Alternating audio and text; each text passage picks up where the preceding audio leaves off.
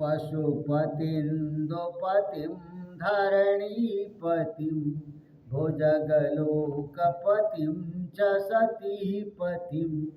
प्रणतभक्तजनार्तिहरं परं भजत रे मनुजा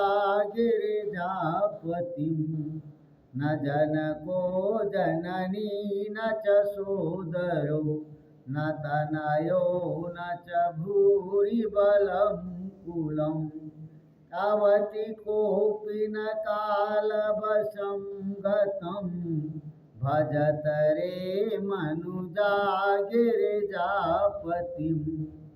मोरजडिण्डिमवाद्य विलक्षणं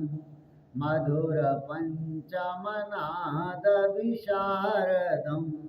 प्रमथभूतगणैरपि सेवितं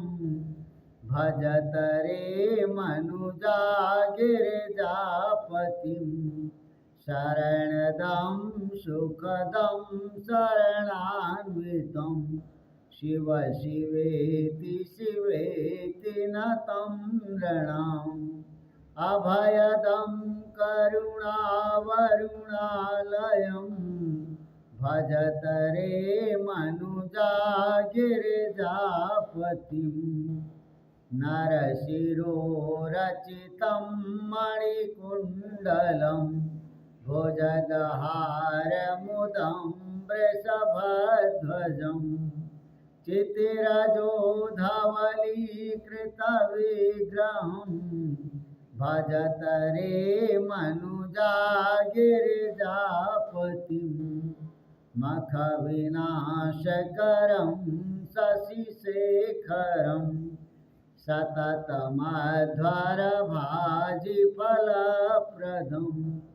प्रलयदग्धसुरासुरमानवं भजत रे मनुजा गिरिजापतिं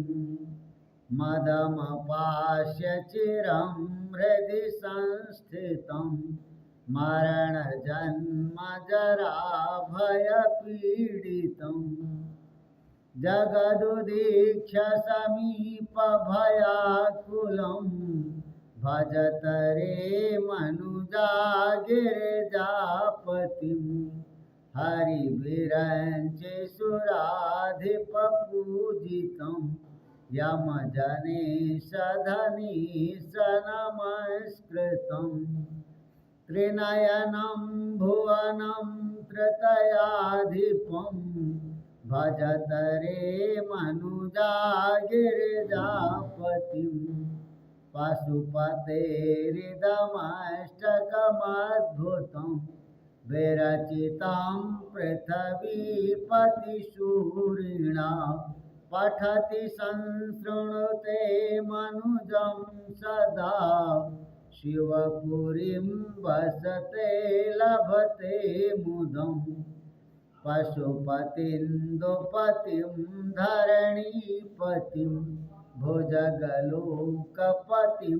च सतीपतिं प्रणतभक्तजनार्तिहरं परं भजत रे मनुजा गिरिजापतिं।